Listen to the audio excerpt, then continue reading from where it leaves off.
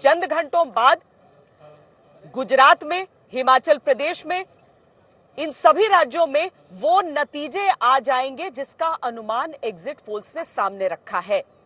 और खास करके गुजरात, जहां पर ऐसा लग रहा है कि एक बार फिर प्रधानमंत्री नरेंद्र मोदी का नाम उनकी पार्टी भारतीय जनता पार्टी के लिए काम कर गया है। क्योंकि जहां पर यह पसोपेश था कि क्या एक त्रिकोणीय मुकाबला होगा, क्या यहां पर कांग्रेस एक चुनौती पेश करेगी, क्या आम आदमी पार्टी चुनौती पेश करेगी, वहां पर एग्जिट पोल के आंकड़े बता रहे हैं कि मुमकिन है भारतीय जनता पार्टी जो रिकॉर्ड कायम करना चाहती थी वो मुमकिन हो जाए।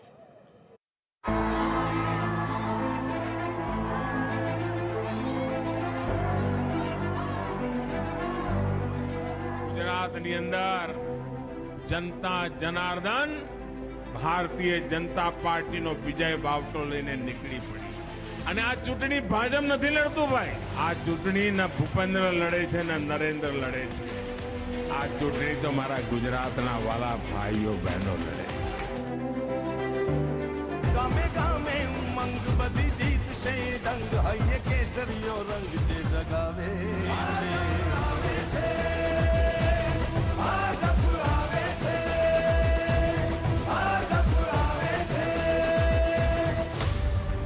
कांग्रेस, आम आदमी पार्टी और बाकी सब सिमट गए जहां पर अब तक मगर है बाकी नाम और निशान हमारा।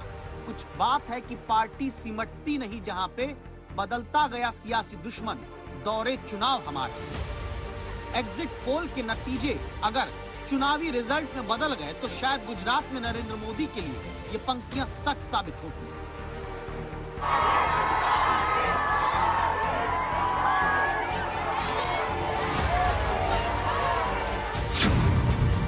आखिर वो कौन सा चुनावी चुंबक जिसके दम पर 27 साल बाद एक बार फिर एग्जिट पोल के मुताबिक बीजेपी गुजरात में न सिर्फ सरकार 7वीं बार बनाती दिखती है, बल्कि 1985 में कांग्रेस के 149 सीट जीतने के रिकॉर्ड को भी 37 साल बाद बीजेपी 151 सीट जीतकर तोड़कर इतिहास नया रच सकती है।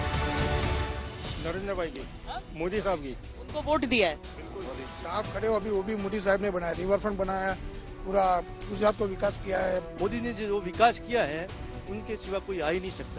नरेंद्र भाई एक ऐसा प्रधानमंत्री है जो how to work and what to say, इससे बेहतर कोई नहीं जान सकता। नरेंद्र भाई जो है ना, इकोनॉमी के लिए जो मोदी जी जो कर रहे हैं ना, वो एक बहुत ही एक्सेलेंट है। तो सभी ने नरेंद्र भाई के हिसाब से ही वोट किया। फिर साबरमती के किनारे सत्ता के शीर्ष पर बीजेपी के कायम रहने के पीछे जनता की जुबान पर एक नाम आता है, नरेंद्र भाई, नरेंद्र मोदी, मोदी साहब, प्रधानमंत्री। ये नाम इस बार की जीत में कितना बड़ा हो सकता है, इसे ऐसे समझ लीजिए कि 2002 में 127 और 2017 में 99 सीट पाने के बाद लगातार घटती आ रही बीजेपी की सीटों में एग्जिट पोल कहता है कि इस बार बहुत बड़ा उछाल आ सकता है, छलांग 151 सीट तक जाने की। जिस गुजरात में राहुल गांधी फरवरी महीने में कहते थे कि चुनाव तो कांग्रेस जीत चुकी है, ये आपका जीता हुआ चुनाव है।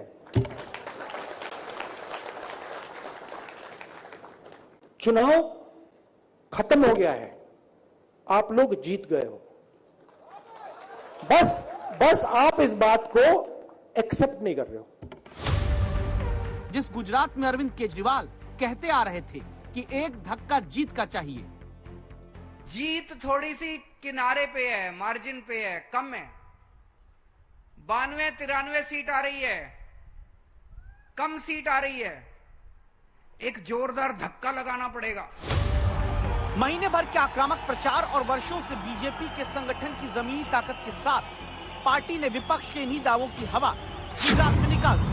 57% लोग जहां विकास पसंद की पार्टी और नरेंद्र मोदी के नाम पर वोट देने बूथ तक पहुंचते हैं, वहां विपक्ष के उठाए महंगाई के मुद्दे पर सिर्फ 9% और बेरोजगारी पर 1% मतदाता अपना वोट डालने आया।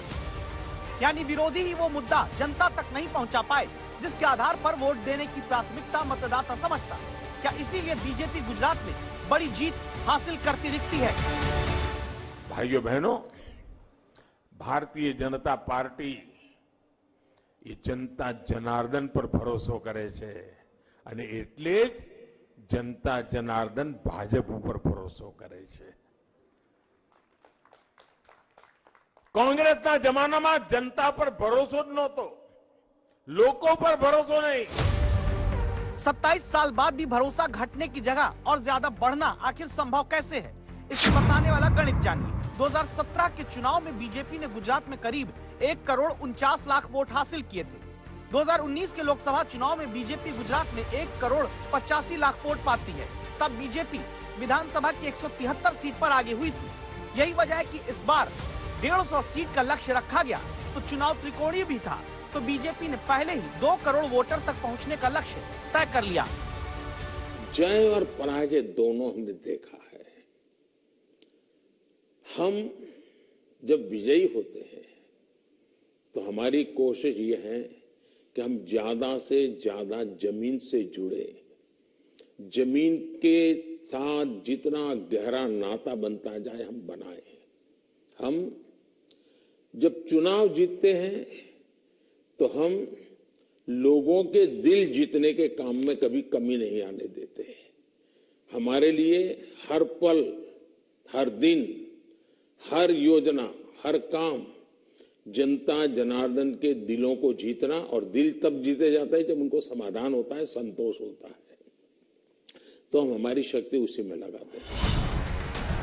इस बार गुजरात में अपनी शक्ति को और मजबूती से लगाने के लिए उसी संगठन और रणनीति का प्रयोग हुआ जिसके दम पर 27 साल से सत्ता हिलने नहीं दी गई। रणनीति तय हुई मैन टू मैन मार्किंग की।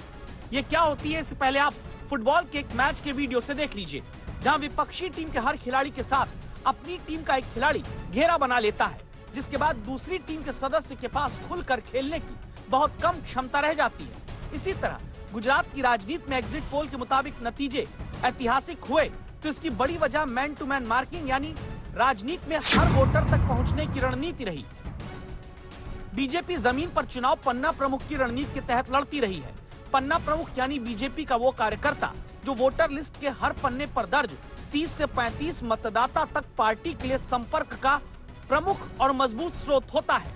लेकिन गुजरात में इस बार पन्ना प्रमुख की जगह पन्ना समिति पर बीजेपी ने जोर दिया, जहां हर पन्ना प्रमुख के तहत 5 लोगों की एक पन्ना समिति बनी, यानी हर वोटर लिस्ट के एक पन्ने के 30 से 35 लोगों तक पहुंचने के लिए 5 लोगों की एक पन्ना समिति और एक पन्ना प्रमुख। पन्ना समिति की जिम्मेदारी हर परिवार के एक सदस्य तक पहुंचने की हुई। पन्ना समिति का परिवार के एक सदस्य के जरिए बाकी परिजनों को बीजेपी के समर्थन में लाना मकसद रहा। दावा है कि बीजेपी की पन्ना समितियों ने गुजरात में 82 लाख परिवारों तक इसी तरह अपनी पहुंच बनाई। मकसद था हर परिवार के 2 से 3 सदस्य को समर्थन मिलाकर गुजरात के 4.9 करोड़ मतदाता में से 2 करोड़ वोट को पार्टी के लिए जुटा देना। लोग आपकी ताकत जानते हैं कि नहीं जानते मुझे पता नहीं है, लेकिन मैं भाजपा के हर सिपाही के सामर्थ्य को भली भांति जानता हूं। यानी नरेंद्र मोदी के नाम पर, सरकार के काम पर और एक एक कार्यकर्ता की मेहनत के दम पर एग्जिट पोल के मुताबिक गुजरात के हर क्षेत्र में सबसे ज्यादा सीट हासिल करने वाली ताकत जुटाई गई। अगर एग्जिट पोल गुरुवार सुबह सही साबित होता है तो ये गुजरात में नरेंद्र मोदी की और बीजेपी की ऐसी सबसे बड़ी जीत साबित होगी जिससे मिली गति का फायदा 2024 तक हो सकता है।